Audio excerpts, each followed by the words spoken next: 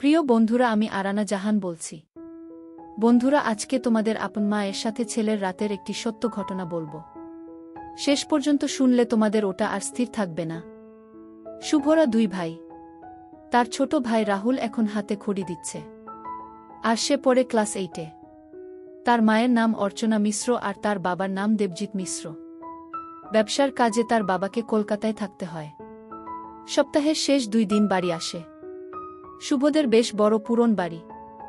এটা তার দাদু অর্থাৎ ঠাকুরদার বানানো। তার দাদু অনাদি মিশ্র গ্রামের নাম করা হোমিওপ্যাথি ডাক্তার ছিলেন। এখন বয়স হয়েছে 78।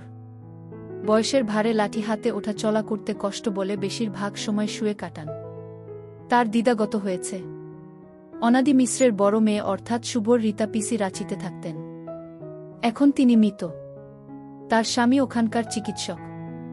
রীতা পিসির মৃত্যুর আগে পিসে যোগাযোগ রাখতেন নিয়মিত। এখন বিশেষ প্রয়োজন ছাড়া যোগাযোগ রাখেন না বললেই চলে। শুভর বাবার আরেক ভাই অভিজিৎ মিশ্র নর্থ বেঙ্গলে বিয়ে করে থাকে। সে আবার পুজোর সময় ছাড়া আসে না। কাজেই শুভর বাড়িটা বেশ ফাঁকা ফাঁকা। এই বাড়িতে বিরাট প্রাচীর দিয়ে গাছ-গাছালি, আম জামের বাগান আছে। তবে সেসব এখন আগাছায় ভরে গেছে। একটা পুকুরও আছে। এখন ওটা পানা পুকুর। শুভর মা অর্চনাই এই বাড়ির সব সামলায়। ছেলেদের পড়াশোনা, টিউশন, শ্বশুর মশাইয়ের সেবায়ত্ন, এত বড় বাড়ির যাবতীয় কাজকর্ম সে নিজে হাতেই করে। শুভর বাবা দেবজিৎ খুব শান্ত স্বভাবের লোক। ব্যবসা তার রমরমিয়ে চললেও লোকের ক্ষতি করে না, বরং উপকার করে। তার বয়স 44। গায়ের রং ফর্সা, মাথায় পরিষ্কার টাক পড়েছে। চেহারা ভালো। গ্রাজুয়েশন করেই ব্যবসায় লেগে পড়ে সে। তারপর নিজের হাতে ব্যবসাটা দাঁড় করায়। এর জন্য সে তার স্ত্রী অর্চনাকেই কৃতিত্ব দেয়া। স্বামী কর্তব্যপরায়ণা স্ত্রী অর্চনা বাড়ির সমস্ত কাজ কোমর বেঁধে না সামলালে সে হয়তো সফল হতো না। অর্চনা পরিশ্রমী মহিলা। সারাদিন বাড়ির নানা কাজ করেও তার শরীরে স্বাস্থ্য আছে। বাঙালি 2 বাচ্চার মায়েদের শরীরে যেমন একটু মেদ জমে যায় তেমন। তার বয়স এখন 38। সেও ফর্সা। তার মুখে একটা শ্রী আছে। 18তে উচ্চমাধ্যমিক পাশ করবার পর সবে কলেজে উঠেছিল অর্চনা। তখনই অনাদি বাবু পছন্দ করে ছেলের বউ করে আনেন। তারপর সংসারের কাজ করতে করতে আর পড়াশোনা এগোনি। সুরমশাইয়ের একমাত্র ভরসা অর্চনাই। এবার আসা যাক লালির গল্পে। শুভ আর তার ভাই রাহুল বাগানে খেলা করছিল প্রতিদিনের মতো। অর্চনা 2 হাঁটুর উপরে তুলে কাপড় কাচ্ছে। সাবানের ফেনা মাখা হাত দিয়ে সে বাচাঘরে কাপড় ধুইছে। তার হাতের শাখা পোলা আর 2খানা সোনার চুড়ির শব্দ কাপড় কাচটানোর সঙ্গে তাল দিচ্ছে। দেবজিৎ ছুটির দিনে বাড়ি থাকলে বসে থাকে না। বাড়ির এটা ওটা কাজে লেগে পড়ে। তাদের বাড়ির গাছগাছালি এলাকাটি ভীষণ ছায়াশীতল। কয়েকটা আগাছা কেটে পরিষ্কার করছিল দেবজিৎ। আচমকা ছোট ছেলে রাহুলের চিৎকার শুনে অর্চনা বাচাঘর থেকে চেঁচিয়ে ওঠে, কি হলো রে? এই শুভ, তুই আবার ভাইয়ের গায়ে হাত তুললি? দেবজিৎ বেরিয়ে এসে দেখল শুভ দাঁড়িয়ে আছে মেইন গেটের কাছে। বকুনি দিয়ে বলল, কি রে ভাই, কোথায়? শুভ ভয় পেয়ে বলল, বাবা, কুকুর। কুকুর? দেবজিৎ বেরিয়ে এসে দেখল একটা কুকুরকে ঘিরে রেখেছে গোটা 4-5 নেডি। দেবজিৎ ঢিল ছুটতেই সবটা পালালো। শুধু লাল রঙা মাদি কুকুরটা কুই কুই করতে করতে এ বাড়ির পেছনের ঝোপের দিকে পালালো। সেই থেকে সেই কুকুরটি হয়ে গেল এই বাড়ির পোষ্য। দেবজিৎই নাম দিয়েছিল লালি। লালি এখন এ বাড়িতে অবাধ চলাফেরা করে। শুভ আর রাহুল কখনো ওর কান মুড়ে দেয়, কখনো আদর করে দেয়। সে কিচ্ছু বলে না। বাড়ির ভালোমন্দ খাবারে তার শরীরও হয়েছে বেশ, তবু তার ভয় কাটল না। এই বাড়ির উত্তর দিকে ভাঙ্গা প্রাচীরের দিকে কুচুরিপানায় দীর্ঘ জলাজমি, যা শেষ হয়েছে এনএইচের দিকে। প্রাচীরের উপাশে একটা পাগল এসে জুটেছে কদ্দিন হল। রাহুল এখন ছোট, তাকে চোখে চোখে নজর রাখে অর্চনা। কিন্তু শুভ স্কুল থেকে ফিরবার সময় কত কি দেখতে থাকে। জলাজমির পানার মধ্যে সাপের ব্যাঙ ধরা, তাদের বাগানে 2টো বেজির খেলা, এছাড়া সম্প্রতি আমদানি হওয়া পাগলটার আচরণ সব লক্ষ্য রাখে সে। দুপুর বেলা ছুটির দিনে বাড়িটা খা খা করে। তখন সে কখনো 3তলার খোলা ছাদে গিয়ে ঘুড়ি ওড়ায়। বাগানের পেছনে গিয়ে শান্ত পাগলটার শুয়ে শুয়ে আকাশের দিকে হাত নাড়তে থাকা দেখে। কখনো কখনো তার এসব ঘোরাফেরার সঙ্গী কেবল লালি।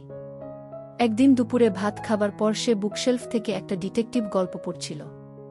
যেখানে একটা কুকুরই গোয়েন্দার সঙ্গী হয়ে কত কি হেল্প করছে।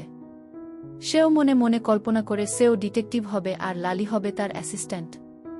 দুপুরবেলা বাড়ির কাজকর্ম সেরে অর্চনা একটু বিশ্রাম নেয়। রাহুলের 3.5 বছর বয়স হলেও দুপুরে মায়ের কাছে ঘুমানো তার অভ্যাস। এখনও সে খায়। অর্চনা মনে করে আর একটু বড় হলেই খাওয়া ছেড়ে যাবে ছেলের। শুভ জানে এই সময় বাড়ির বাইরে বেরোলে মা বকা দেবে।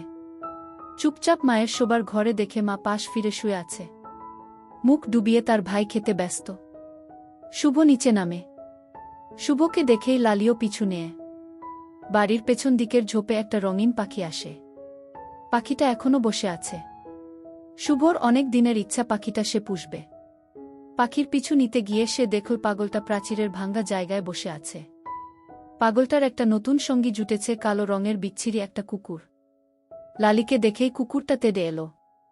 লালি ভয় পেয়ে 2-1 ঘেউ ঘেউ করে পিছু হটল। পাখিটাও ভয় পেয়ে পালালো। মনে মনে রাগ হচ্ছে শুভর এমন ভীতু কুকুর। শুভ গোয়েন্দার অ্যাসিস্ট্যান্ট হতে পারবে তো? কিছুক্ষণ পরেই তাজ্জব জিনিসটা দেখল শুভ। কালো বিচ্ছিরি কুকুরটা লালির পিছনে গিয়ে চড়ে উঠল। লালি আর ভয় পাচ্ছে না। কালো কুকুরটাও চড়ে উঠে একটা ধাক্কা দিচ্ছে। শুভ কখনো কুকুরের মাঝখানের পা দেখেনি। পরিষ্কার দেখছে কুকুরের মাঝখানের পাটা লালির ওখানে ঢুকে যাচ্ছে। কতক্ষণ ধরে এসব দেখছে শুভ। তারপর সেই ধাক্কা আর নেই। শুরু হল কাঁপুনি। যেন দুটো কুকুর জুড়ে গেছে। এমন দৃশ্য যে কেন হলো বুঝতে পারল না শুভ। সেদিনের পর থেকে পাগলটার কালো কুকুরটাকে দেখলেই ধারে কাছেই ঘেঁষে না লালি। ভাদ্র মাসের দুপুর। বেশ গরম। স্কুল থেকে ফিরছিল শুভ আর তার বন্ধু সমীর। শুভ পড়াশোনায় ভালো, সমীর ভালো না। তবে সমীর অনেক মজার কথা বলে শুভকে, যা শুনে বেশ মজা পায় শুভ। শুভ স্কুল থেকে মাঠ দিয়ে ফেরে। অর্চনা ছেলেকে বলে দিয়েছে হাইওয়ের ওদিকে গাড়িঘোড়ার রাস্তা দিয়ে না এসে এই ধার দিয়ে আসতে। প্রাণের বন্ধু সমীর, তাই সেও এই পথেই বাড়ি ফেরে। রাস্তায় একদল কুকুরের। শুভ ভয় পেয়ে গেলে সমীর বলে, ভয় পেলি কেন? এইবার দেখবি কি হবে। শুভ মোটামুটি জানে এটা বাজে কাজ। সে বলল, বাজে কথা বলছিস কেন সমীর? আরে বাজে কথা কেন রে? এসব না হলে কি তুই আমি জন্ম হতাম? কি বলিস? ফিসফিসিয়ে গুরুদেবের মতো সমীর বলে, এই যেমন আমার বাবা আমার মাকে না সেবা না দিলে আমি কেমন হতাম। তুই জানিস না কিভাবে বাচ্চা হয়? মানে? অনুসন্ধিৎসায় তাকিয়ে থাকে শুভ। শুভ জানে সমীর পড়ার বাইরে অনেক কিছু খবর রাখে। ওর বাবা আর্মিতে ছিল। দেশবিদেশের কত কি গল্প জানে। তবে কি সত্যি আমি আর ভাই জন্মেছি বাবা মা একসাথে থাকে বলেই? অবাক হয়ে ভাবে শুভ। অনুসন্ধিৎসা চাপতে না পেরে বলল, সমীর আমার বাবা মাও কি তাহলে? সমীর বিজ্ঞের মতো হাসে বলল, দুবার কেন? সবসময় করে। আনন্দ হয়। আমাদের বিয়ে হলে আমরাও করব। ততক্ষণে একটা কুকুর আর একটা কুকুরকে বাগে নিয়ে ফেলেছে। অবিকল পাগলের কালো কুকুরটা লালির সঙ্গে যেটা করছিল সেইটাই দেখছে শুভ। সমীর বলল, ওই দেখ শুভ অবাক হয়ে ভাবছে। তবে লালিরও বাচ্চা হবে। বাহ, হলে তো ভালো। নতুন কুকুর ছানা হবে। আবার ভাবল, বাবা ও কি মাকে এরকম? সমীর বলল, কি ভাবছিস শুভ? মানুষও কি এরকম? এরকমই, তবে একটু অন্যরকম। ছি, এগুলো বাজে কথা রে সমীর। বলছিস কেন? বাজে হবে কেন? শুন, তবে এসব বড়দের কাজ বলে এগুলোকে লোকে লুকিয়ে লুকিয়ে করে। কিন্তু এগুলো বাজে হবে কেন? আচ্ছা সমীর, তুই কখনো এসব দেখেছিস? সমীর একটু চুপ করে বলল, প্রায়ই রাতে বাবা মাকে দেখি তো। তবে জানিস শুভ, কাউকে বলিস না। আমার বাড়িতে যে সুবীর কাকা ভাড়া থাকত, বাবা যখন আর্মিতে ছিল তখন কাকা মাকে সেবা দিত। বাবা দূরে থাকলে মা কি করবে, তাই লুকিয়ে লুকিয়ে ওই কাকাই তো মাকে আনন্দ দিত। তবে শুনে রাখ, এসব কাউকে বলবি না। এসব গোপন ব্যাপার। তুই যদি আরও জানতে চাস তোকে বই এনে দিব, কিন্তু কাউকে বলবি না। বেশ কয়েকদিন কেটে গেছে। এর মাঝে শুভ যেন অনেক বড় হয়ে গেছে। সে এক রহস্যময় জগতে প্রবেশ করেছে। লুকিয়ে লুকিয়ে সমীরের দেওয়া বেশ কিছু বই পড়ে জেনে ফেলেছে সেবা কি। সত্যি যে এতে আনন্দ তা বুঝতে পেরেছে লালিকে দেখে। লালি যতই ভয় পাক ওই কালো বিচ্ছিরি কুকুরটাকে, তবু মাঝে মাঝেই দুটো জোড়া লেগে গেলে লালি কেমন চুপ করে যায়। সবচেয়ে মজার জিনিস যেটা শুভ জেনেছে সেটা হলো, মেশিন মাঝে মাঝে দাঁড়িয়ে যায় কেন। বই পড়ে সে বুঝে গেছে তার কারণ। অথচ তার মা যখন ভাইকে দুপুর বেলা ঘুম পাড়ানোর জন্য খাওয়ায় তখন তার মাঝে মাঝে লাফালাফি করত। এখন সে জানে। তাছাড়া তার প্রাণের বন্ধু তথা গুরু সমীরও শিখিয়ে দিয়েছে কিভাবে সব কিছু লুকিয়ে রাখতে হয়। এতসবের মাঝেও সে তার বাবা মাকে কখনো সেবা দিতে দেখতে পায় না। শুভ মনে করে তার বাবা মা এসব করে না হয়তো। না, লালির বাচ্চা হয়নি। তার আগেই ও যে কোথায় চলে গেল খোঁজ নেই। এদিকে পাগলটা আস্তানা গেড়েছে জমিয়ে। মাথা ভর্তি ঝাঁকটা চুল, দীর্ঘদিন না কাটা দাড়ি, গোঁফ, ভীষণ খারাপ চেহারার। গলায় একটা ঘুমসিতে যত রাজ্যের মাদুলি আর তামার পয়সা ঝোলানো। একটা ছেঁড়া ফাটা ব্যাগ। ওতে যে কি আছে কে জানে। আঁকড়ে রাখে সবসময়, কিন্তু সবসময় যেন কিছু ভাবছে। একা একা দাঁত বের করে হাসছে। এবডো খেবডো দাঁতগুলোও জঘন্য। হলদে দাঁতে লাল ছোপ ছোপ। ঝুঁকে ঝুঁকে হাঁটে। দিনের বেলা মাঝে মাঝে হাইওয়ের দিকে যায়। রাস্তায় লোকের ফেলে যাওয়া পোড়া বিড়ি তুলে খায়, কিন্তু বেশি দূর যায় না। এই পাগলটাকে শুভ পর্যবেক্ষণ করে। সমীরের কাছে জেনেছিল গোয়েন্দারা অনেক সময় পাগল সেজে থাকে, কিন্তু এর ধারে কাছে যায় না শুভ। ভীষণ নোংরা বলে। তবে পাগলটা বেশি দূর যায় না, আবার ফিরে আসে। বেশিরভাগ সময় বাড়ির পেছনের চাতালে কাটায়। মাকেই বাজার যেতে হয়, কিন্তু বাবা বাড়ি থাকলে বাবা যায়। রবিবার সকালে বাবা বলল, শুভ আজ মাটন খাবি? শুভ আনন্দে বলল, খাবো খাবো। অর্চনা রান্নাঘরে চা করতে করতে বলল, বাপ, ছেলেতে খালি খাওয়ার চিন্তা না। অর্চনা, একটাই তো ছুটি পাই। শুভর বাবা মায়ের কাছে গিয়ে বলল, আর আমার তো কোনো ছুটি নেই। শুভ, তবে আজ আর মাটন হচ্ছে না। তোর মা নাকচ করে দিয়েছে। শুভ মনমরা হয়ে যায়। অর্চনা শ্বশুর মশাইকে চা দিয়ে দেবজিৎকে দেয়। সকালের কাজ সেরে সোজা বাচ্চা ঘরে যায়। স্নান করে বেরিয়ে আসে, একটা সাধারণ সুতির নাইটি পরে। বেরিয়ে এসেই বলল, কি হলো, তুমি এখনো বাজার যাওনি? মাটন না কি আনবে বললে যে? শুভ জানে তার মা এরকমই। সংসারের সব কাজ সামলেও তাদের আবদার মেটায়। ছোট্ট ছেলে রাহুল নিচে খেলে বেড়াচ্ছে। মাটন খাওয়ার টোপে মা শুভকে অঙ্ক করতে বসিয়েছে। শুভ না পারলে রান্নাঘর থেকে সাহায্য করছে।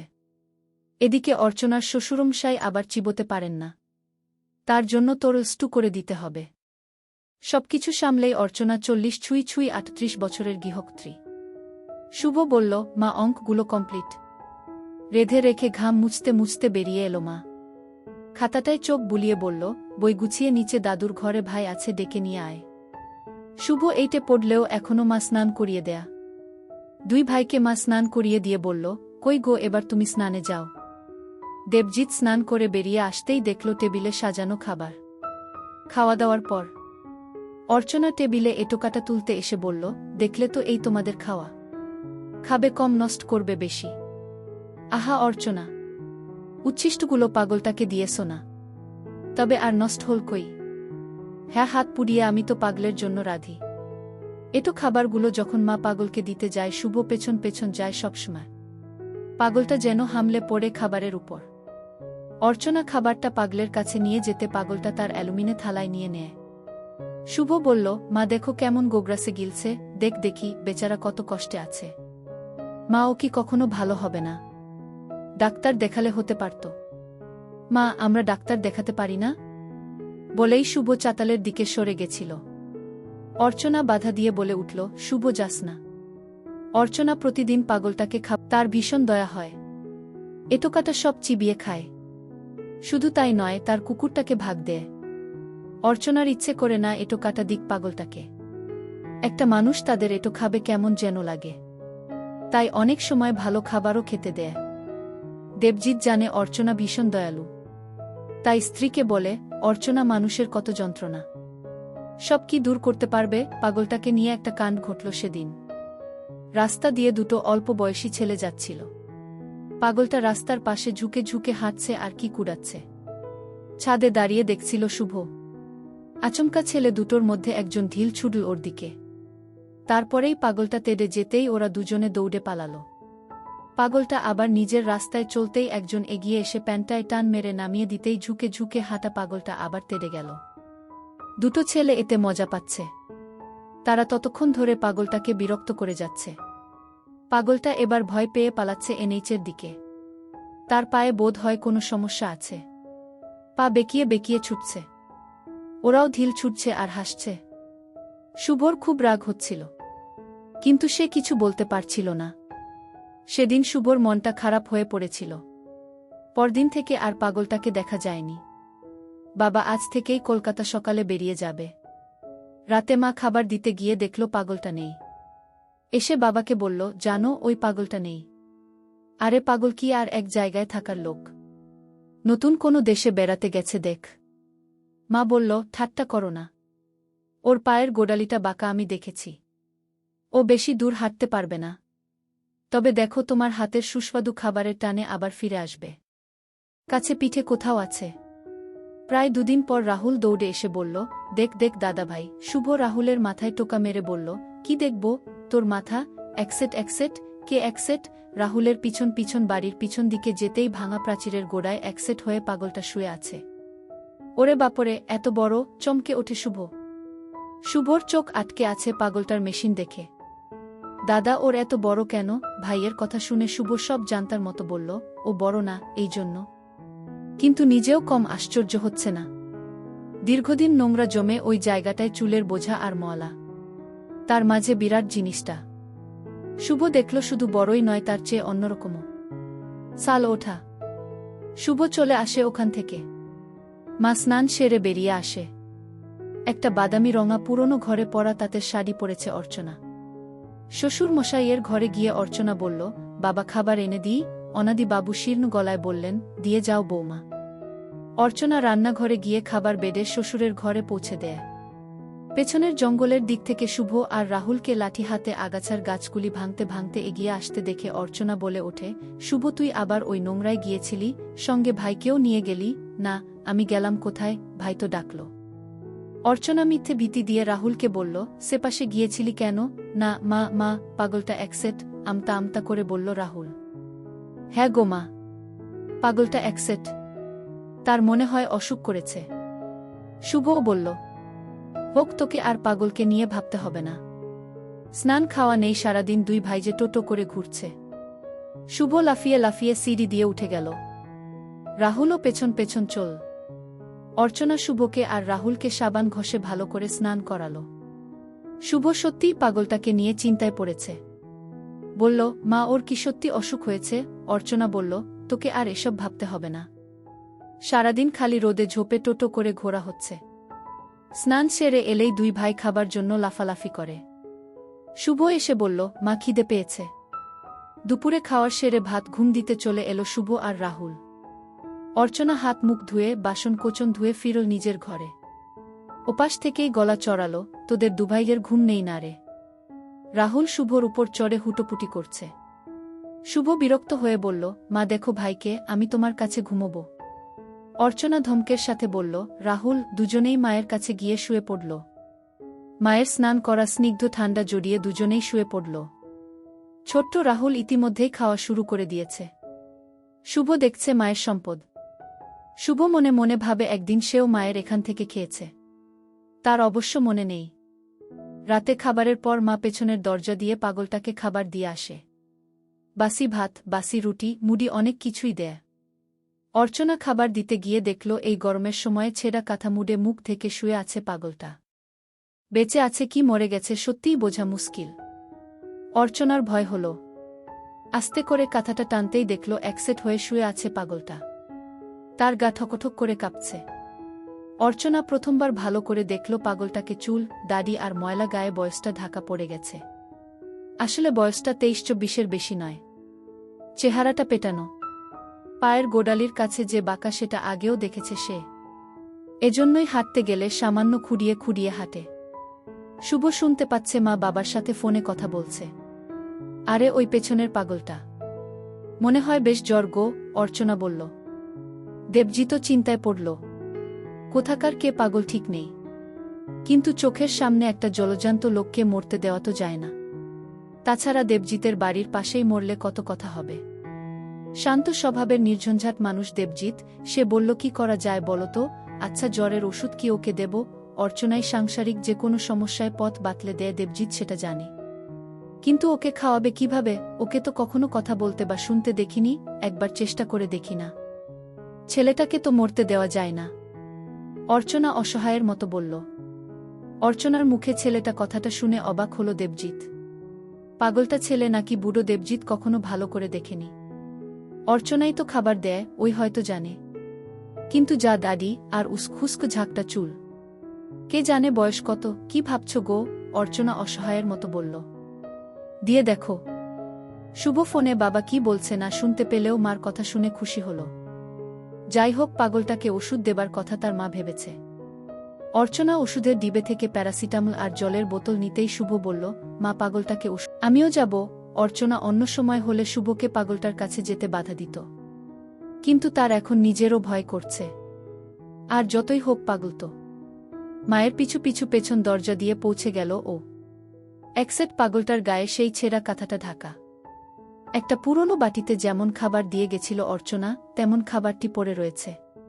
খাবার না খেলে ওষুধ দেবে কি করে? অর্চনা এবার পাগলটার গায়ে ধাক্কা দিয়ে বলল, ওই ওঠ ওঠ। প্রথম দুটো ধাক্কায় পাগলটা উঠতে না চাইলেও তৃতীয় ধাক্কায় উঠে বসল। আবছা আলো, তার মুখের অভিব্যক্তি দেখা যাচ্ছে না। অর্চনা বলল, খা আগে খা। পাগলটা বোধ হয় কথা বোঝে। খপখপ করে খাচ্ছে সে। শুভ বলল, মা কেমন লোভীর মতো খাচ্ছে দেখো। এরকম বলতে নেই শুভ। ও অসুস্থ না, তাই এরকম করছে। অর্ধেকটা খাওয়া হতেই অর্চনা তার দিকে ওষুধটা বাড়িয়ে দিয়ে বলল, এই নে, গিলে নে। জলের বোতলটা ছিপি খুলে বাড়িয়ে দিল। কি অদ্ভুত, বাধ্য ছেলের মতো গিলে নিল ওষুধটা। অর্চনা নিশ্চিন্ত হল। বলল, এই দেখ, জলের বোতল রেখে গেলাম, তেষ্টা পেলে খাস। সে কি বুঝল কে জানে, এক দৃষ্টিতে অর্চনার দিকে তাকিয়ে আছে। আবছা আলোধারিতে কেবল তার চোখ দুটো জ্বলছে। শুভ এসে ঘুমিয়ে পড়েছিল। ঘুমটা ভাঙল মাঝরাতে বাজ পড়ার শব্দে। অর্চনা দেখল বেশ বৃষ্টির ছিটা আসছে। উঠে পড়ে জানালার সার্সিগুলো আটকে দিল। ছেলের ঘরে গিয়ে জানলাগুলো আটকে দিল। নিচের শ্বশুর মশাইয়ের ঘরে গিয়ে দেখল জানলাগুলো বন্ধ আছে। তক্ষুনি নিচতলার পেছন দরজা দেখে অর্চনা বুঝতে পারল পাগলটার অবস্থা। এই বৃষ্টিতে যদি ভিজতে থাকে তাহলে জ্বরের উপর আর বাঁচবে না। কিন্তু কি করবে অর্চনা? অতশত না ভেবে সোজা দরজা খুলে বেরিয়ে গেল। বাইরে তখন ঝড়, বৃষ্টি আর বজ্রপাত। পাগলটা কাঁথাটা মুড়ে ভিজে বসে আছে দেওয়ালের এক কোণে। অর্চনা ঠেলা দিয়ে বলল, ওঠ ওঠ। সে যেন উঠতেও পারে না। অর্চনার কাছে এখন মানবিকতা সবচেয়ে শক্তিশালী। সে পাগলটাকে টেনে তুলল। নিজের কাঁধে পাগলের একটা হাত রেখে টেনে টেনে আনল ঘরের ভিতর। এখন তার মাথায় কাজ করছে না পাগলটা কত নোংরা। অর্চনা সম্পূর্ণ ভিজে গেছে। শ্বশুর মশাইয়ের ঘরের পেছনের ছোট পরিত্যক্ত গুদাম ঘরে নিয়ে গেল তাকে। এই ঘরে একটাও আলো নেই।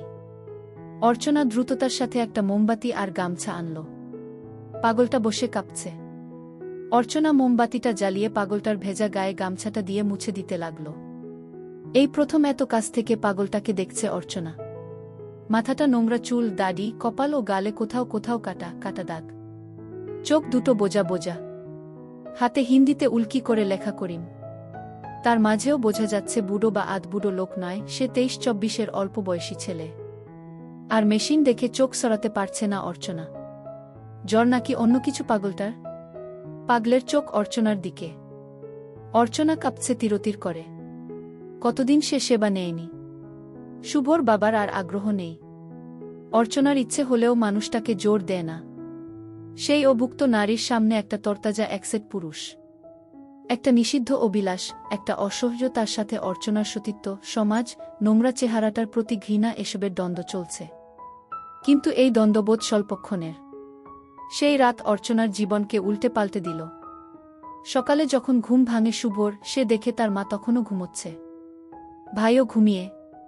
শুভ টয়লেটে গিয়ে দেখে মায়ের কালকের পরা শাড়ি, সায়া সব একটা বালতিতে চোবানো।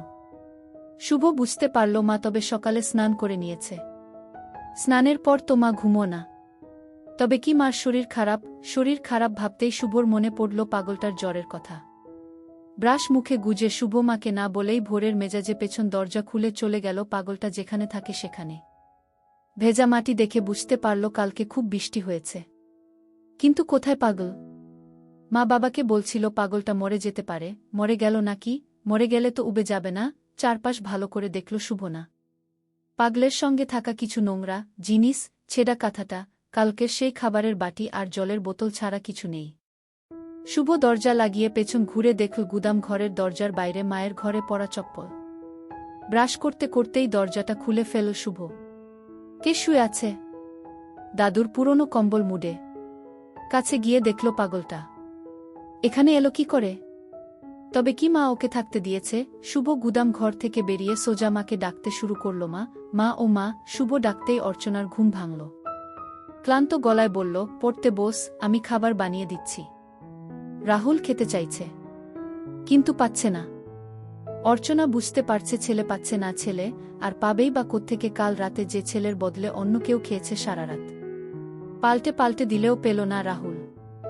রাহুলকে আদর দিয়ে বলল, শেষ বাবা, দুপুরে দিব। রাহুলের বায়না প্রচণ্ড। বলল, মা, আমি এখুনি খাব। অর্চনার প্রচণ্ড ঘুম পাচ্ছে, বলল, কাঁদে না বাবা, রাতে একটা রাক্ষস এসেছিল, সে খেয়ে চলে গেছে। এবার যদি কাঁদিস তাকে ডেকে আনব। রাহুল রাক্ষসের গল্প শুনে ভয় পেলে মায়ের গায়ে লেপ্টে লুকিয়ে পড়ল। অর্চনা রাহুলের পিঠে হাত বুলিয়ে দিতে দিতে ঘুমিয়ে পড়ল। আজ সকালে হলদে সুতির শাড়ি আর লাল রঙের ঘরোয়া ব্লাউজ পরেছে অর্চনা। ছেলেদের জলখাবার দিয়ে রান্নাঘরে যায়। নিজেরও বেশ খিদা। প্রচুর দুধ হয় বলে সে রাহুলের খাবার জন্য রেখে বাকিটা টেনে ফেলে দেয়া। ভোরে ঘুম থেকে উঠবার সময় ছেলে আবদার করে, তাই অর্চনা বেশিরভাগটা টেনে বের করে রাহুলের জন্য অল্প রেখেছিল। কালও তাই করেছিল অর্চনা, কিন্তু রাহুলের ভাগের অন্য কেউ খেয়েছে, তাই অর্চনার এখন শূন্য। শুভর আজ স্কুল। অর্চনা শুভর জন্য খাবার টেবিলে খাবার বাড়ছিল। শুভ বলল, মা, পাগলটা কি আমাদের ঘরে থাকবে? অর্চনা চমকে যায়। পরক্ষণে বলল, ও তো অসুস্থ, এখন কদিন থাক, তারপর তোর বাবা এলে একটা ব্যবস্থা হবে। শুভ স্কুল চলে গেছে। রাহুল দোতলার ঘরে খেলছে। অর্চনা সকাল থেকে একবারও পাগলটাকে তার কেমন যেন ভয় ও লজ্জা দুটোই করছে। কাল রাতে যা হলো তা ভাবতেই শিহরিত হয়ে উঠল অর্চনা। কতদিন পর এমন শরীরের সুখ পেল। মনে মনে ভাবল, কেন এমন হলো? ইস, নিজেকে সে তারপর কতবার দোষারোপ করছে, কিন্তু তবু বারবার ওই ঘরের দরজার কাছে গিয়েও ফিরে আসছে। অর্চনা নিজেকে সান্ত্বনা দিল, যা হয়েছে সেটা একটা দুর্ঘটনা। কি হলো তারপর গতকাল রাতে? অর্চনা যখন ভাবছে, তার সামনে দাঁড়িয়ে উঁচিয়ে উঠছে অর্চনার দিকে। অর্চনা বুঝতে পারছে পাগল হলেও এর উত্তেজনা আছে। এত বড় মেশিন দেবজিতের নয়। অর্চনার নিজেরও গা সম্পূর্ণ ভেজা। পাগলটার হাঁটুগুলো মুছিয়ে উঠে দাঁড়ায় সে। একটা বাজ পড়ে কড়ক দিয়ে। বজ্রপাতের শব্দই যেন সূচনা সঙ্গীত। পাগলটা টেনে ধরে। অর্চনা বুঝতে পারছে এত পাগল নয়, এ এখন পুরুষ। এর গা নোংরা, মুখে দুর্গন্ধ, সারা গায়ে ঘাম আর ময়লা মেশা। এসবের মাঝে বেশ শক্তপোক্ত যুবক। অর্চনার চেয়ে 11-12 বছরের ছোট তো হবেই। অর্চনার এখন 38 আর পাগলটির বয়স 23-24-এর বেশি নয় বলে মনে হয়। অর্চনা কিছু বোঝার আগেই পাগলটি বোধ হয় সব বুঝে গেছিল। অর্চনারকে হামি দেয়। অর্চনা আচমকা এমন কাজে হতভম্ব হয়ে যায়। পাগলও হামি দিতে জানে। অর্চনা টের পাচ্ছে পাগলের মুখের দুর্গন্ধ, কিন্তু এমন সময় সেসব কিছু বাধা নয়। ছেলেটার গায়ে জোর আছে। অর্চনার প্রায় পড়ে যাবার উপক্রম, সে কোনক্রমে পাশে ভাঙ্গা আসবাবের স্তূপ থেকে বেরিয়ে আসা একটা কাঠের বাটাম ধরে ফেলে। আকস্মিত সবকিছু ঘটে যাওয়ায় অর্চনা কিছু ঠাহর করতে পারে না। মনে মনে ভাবে, কে জানবে এই তীব্র ঝড়ের রাতে অন্ধকার ঘরে অর্চনা কার সাথে কবে কি করেছে। নিজেকে অজুহাত, সান্ত্বনা এসব দেওয়া ছাড়া এখন কি আর আছে? রাতের কথা পুনর্বার ভাবতেই অর্চনার শিহরণ হচ্ছে, ভিজে যাচ্ছে। দেহের কাছে ডাহা হেরে বসে আছে অর্চনার মতো স্বামী সন্তান পরায়ণা দায়িত্বশীল মাও। সে এখন ভাবছে নিজের সুখ। ভালো করে খাবার সাজিয়ে একটা থালা নিয়ে ঢুকে যায় গুদাম ঘরে। রাহুল দেখছে দাঁড়িয়ে দাঁড়িয়ে, তার মা গুদাম ঘরে ঢুকে একবারও তার দিকে না তাকিয়ে দরজা আটকে দিল। রাহুল অবশ্য ছাদে চলে গেল খেলবে বলে। অর্চনা একজন 2 সন্তানের মা, উচ্চমাধ্যমিক পাশ শিক্ষিতা, 38 বছরের ঘরোয়া রমণী। তার পরনে ঘরে পরা হলদে সুতির শাড়ি, হাতের থালায় খাবার, ভাঙ্গা আসবাবে ভর্তি গুদাম ঘর। দূরে ভাঙ্গা একটা সেকেলে খাটে জুবুথুবু হয়ে বসে আছে ঝাঁকটা মাথা, খোঁচা খোঁচা দাড়ি, 23-24 বছরের একটা রাস্তার পাগল। তার মুখ দিয়ে লালা ঝরছে। খুব কাছ থেকে দেখছে অর্চনা। থালাটা তার সামনে রাখে। খাবার পেয়েই লোভাতুর ভাবে হামলে পড়ল পাগলটা। অর্চনা মমতাময়ী মায়ের মতো তার শীতল হাতটা পাগলটার মাথা ছোঁয়ায়। না, জ্বর নেই। অর্চনা সামনের খাটে বসল। অর্চনা পরম স্নেহে বলল, করিম। পাগলটা তাকায়। এই নামে তাকে যে ডাকা হতো তা পাগলের চাহনি দেখে বুঝতে পারে অর্চনা। পাগলের খাওয়া থেমে গেছে। সে তাকিয়ে আছে অর্চনার সম্পদের দিকে। অর্চনা স্বর আটকে যাওয়া সাহসী গলায় বলল, খাবি এ দুটো? করিম বিদ্যুতের মতো মাথা নাড়ল। অর্চনা স্নেহশীলা মায়ের মতো বলল, আয়। পাগলটা অর্চনার কাছে গেল। ছেলেমানুষের মতো হেসে উঠল। অর্চনা একটা বার করে আনল। আর সাথে সাথে পাগলটা খেতে শুরু করল। অর্চনা ভুলে গেছে ছেলেকে দুপুরে খাওয়ানোর কথা। সে এখন পাগলের মধ্যে বিভোর। তার এখন করিমকে চাই। করিম খাচ্ছে, অর্চনাকে জড়িয়ে ধরে। অর্চনা আস্তে আস্তে মাসিনটা হাতে নেয়। অনেক বড়। একটা অদ্ভুত বোধ হচ্ছে অর্চনার। এই হাতে অর্চনা সংসারের কাজ করে, এখন এই হাতেই সে ধরেছে আরেকজনের মেশিন। রাহুল ছাদে খেলতে খেলতে নেমে আসে। মাকে কোথাও না দেখতে পেয়ে গুদাম ঘরের দরজার কাছে এসে দাঁড়ায়। সে ডেকে উঠল, মা। দ্বিতীয়বার রাহুল আগের চেয়ে জোরে আবার ডেকে উঠল, মা। অর্চনা কোনোরকম নিজেকে সামলে বলল, কি হলো রে? তুমি কোথায়? এই তো আমি এখানে কাজ করছি। তুই ছাদে যা। রাহুল আর কোনো কথা না বলে ছাদে চলে যায়। প্রায় 30 মিনিট পেরিয়ে গেছে। এর মাঝে রাহুল আবার একবার মা বলে ডেকে গেছে। অর্চনা আর কোনো সাড়া দেয়নি। বরং সে মৃদু গলায় গভীর শ্বাসপ্রশ্বাস ফেলছে। অর্চনার মনে পড়ল এর মাঝে রাহুল দুবার ডেকে গেছে। উঠে পড়ল অর্চনা। সারা গায়ে ঘামের সাথে পাগলটার নোংরা লেগে আছে। তাকে আবার স্নান করতে হবে। বেরিয়ে এলো অর্চনা।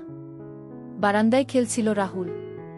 কিছুক্ষণ পর অর্চনা নিচে গুদাম ঘর থেকে করিমকে নিয়ে বেরিয়ে এলো।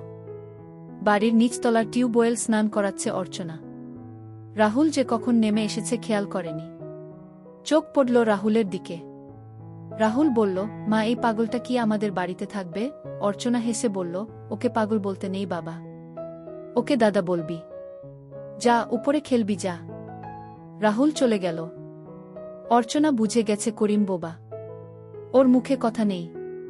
ও আবার ভয়ঙ্কর পাগলও নয়। কিন্তু ওর ক্ষমতা ভয়ঙ্কর।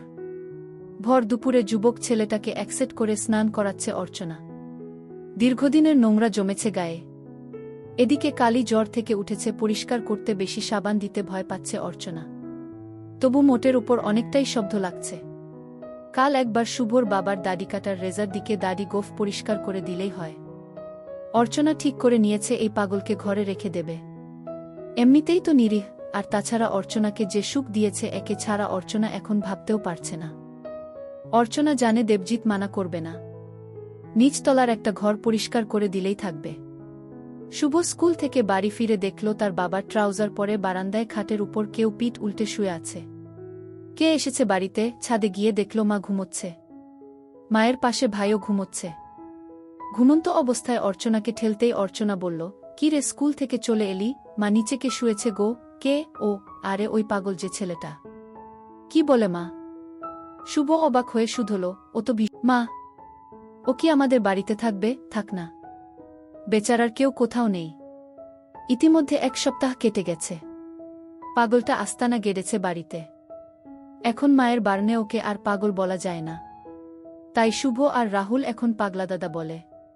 পাগলা দাদা এখন বাড়িতে জাকিয়ে বসেছে। পাগলা দাদার থেকে দূরে থাকে শুভ। ভয়ে নয়, ঘৃণায়।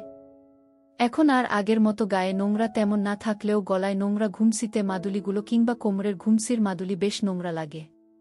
তাছাড়া মাঝে মাঝে মুখ দিয়ে লালাও ঝরে। আর গায়ের কালো চামড়ায় কাটা, ছেঁড়া, দগদগে ঘাও আছে।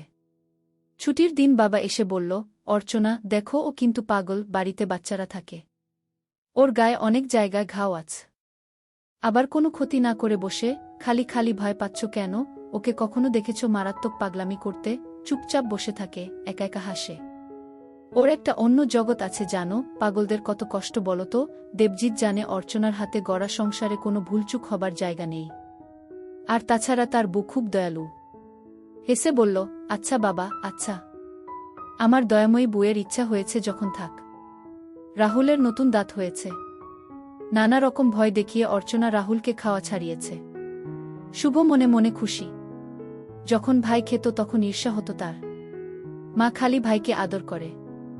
অর্চনা শুভকে কাছে ডেকে আদর করলে ভুলে যেত। আসলে শুভ বড়, তাই বকুনি তাকেই খেতে হয় মাঝে মধ্যে। তবুও মা তাকে ভালোবাসে। শুভ নিজেও ছোট ভাইকে ভালোবাসে। কিন্তু রাহুল জন্মাবার পর মায়ের আদর দুভাগ হওয়ায় ঈর্ষান্বিত হয়ে ওঠে শুভ। প্রায় দিন 10 পর সুব্রত কাকুদের বাড়িতে নেমন্তন্ন ছিল। বাবা বাড়িতে নেই। পাশের গ্রামেই সুব্রত কাকুদের বাড়ি। সুব্রত কাকু শুভদের দূর সম্পর্কের আত্মীয় হন। তাই মা তাদের নিয়ে গেল। অর্চনা বিয়ে বাড়ি বলেই আজ গয়নাগুলো পড়েছে। গলায় একটা লম্বা সোনার হার আর নেকলেস পড়েছে। কানে দুল, হাতের গহনাগুলোও পড়েছে। যাবার আগে মা রেঁধে রাখে। দাদুকে খাবার দিয়ে মা পাগলা দাদার ঘরে খাবার দিয়ে আসে। বিয়েবাড়ি থেকে শুভরা যখন ফিরে এলে তখন রাত 10টা। শুভর খুব ঘুম পাচ্ছিল। রাহুল আর সে ঘুমিয়ে পড়ল। অর্চনা আয়নার সামনে এক এক করে গয়নাগুলো খুলে ফেললেও বড় হারটা খুলল না। মনে মনে ভাবল থাক না গলায়। দেখে নিল ছেলেরা ঘুমিয়েছে কিনা। শাড়িটা বদলে ঘরে পরা সুতির কালো ম্যাক্সিটা পরে নিল। করিমের কাছে যাওয়ার জন্য ম্যাক্সি পরাটাই সুবিধের। একটানে নামিয়ে ফেলা যায়। গুদাম ঘরের পাশে করিমের থাকবার জন্য ছোট ঘর হয়েছে। একটা ল্যাম্বিস খাট আর সিলিং পাখা দেওয়া হয়েছে। তাও অর্চনার গরম লাগে বলে ওখানে অর্চনা একটা টেবিল ফ্যানও রেখেছে। এখন 11টা, অনেক নির্ঝঞ্ঝাট। অর্চনা প্রায় 12টা নাগাদই যায় করিমের কাছে। ভোর হবার আগে আবার ফিরে আসে। শুভর বাবা বাড়ি থাকলে এড়িয়ে যায়। তবে এই ভালো যে করিমের তেমন জোরাজুরি নেই। দেবজিৎ থাকাকালীন কখনো করিম জোরাজুরি করলে অর্চনা নতুন পথ নিয়েছে। খেয়ে দেওয়া। প্রথম ঘৃণা লাগলেও কেন জানে না অর্চনার এখন ঘেন্নাটেন্না চলে গেছে। আজ একটু বেশিই শরীরটা চাইছে। অর্চনা তাই একটু আগেই পৌঁছায়। দরজা ভেজিয়ে বিছানার কাছে গিয়ে ডাকল, করিম। করিম করিম উঠে বসে। টেনে ধরে অর্চনাকে।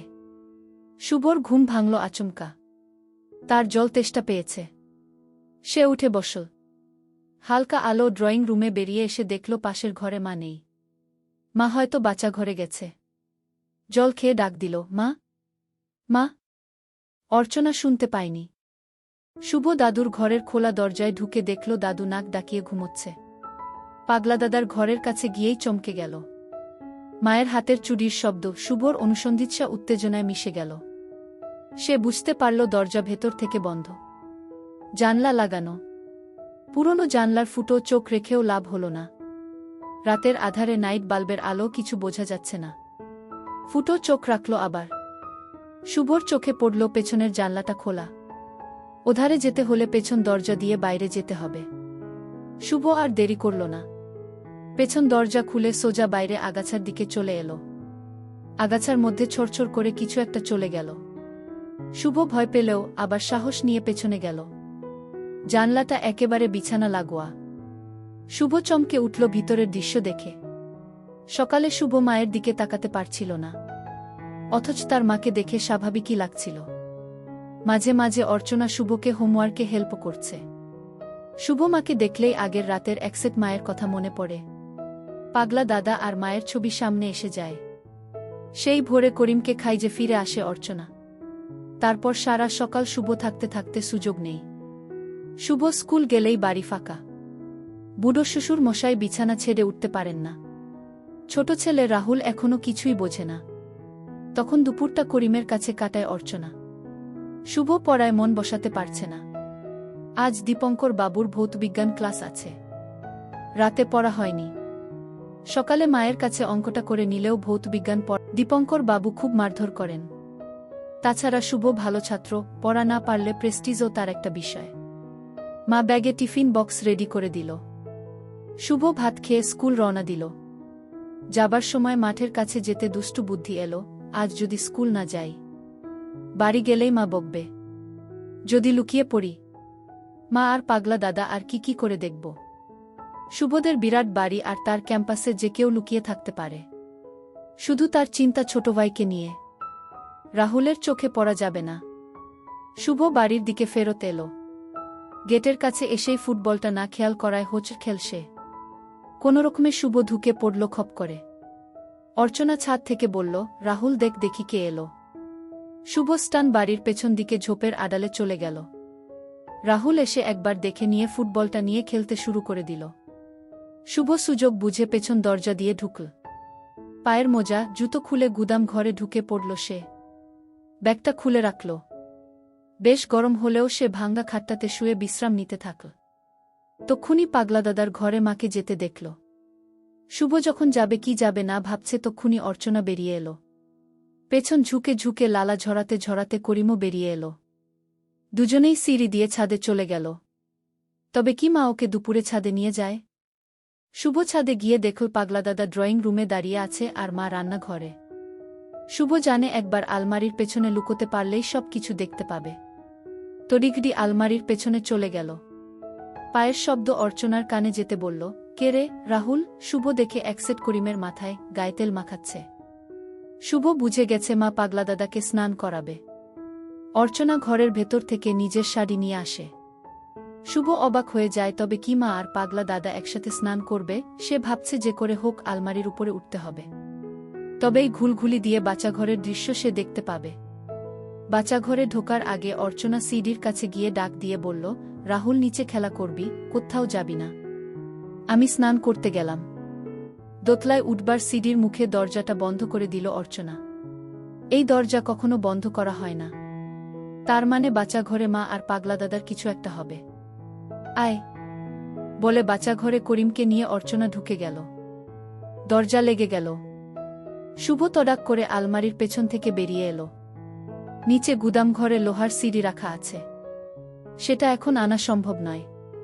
উপায় এখন তাকে আলমারির উপর উঠতে হবে। ড্রয়িং রুমের টেবিলে অনেক জিনিসপত্র আছে। খপাখপ জিনিসগুলো সরিয়ে একটা চেয়ার এনে রাখল। একটু শব্দ হলো তাতে। শুভ ভয় পেল, কিন্তু না, কিছুই হলো না। একটু এদিক ওদিক হলে হাত পা ভাঙবে, তাই খুব সাবধানে উঠে পড়ল আলমারির উপরে। মরেছে। বাচ্চাঘরের দরজা খোলার শব্দ। অর্চনা বেরিয়ে এলো। অর্চনা খেয়াল করল না আলমারির দিকটা। গামছা নিয়ে চলে গেল। শুভ স্বস্তির নিঃশ্বাস ফেল। ঘুলঘুলিতে চোখ রাখল সে। আর ভিতরের দৃশ্য দেখে তার কেমন যেন ঘেন্না হতে লাগল। তার মাকেও তার ঘেন্না হতে লাগল।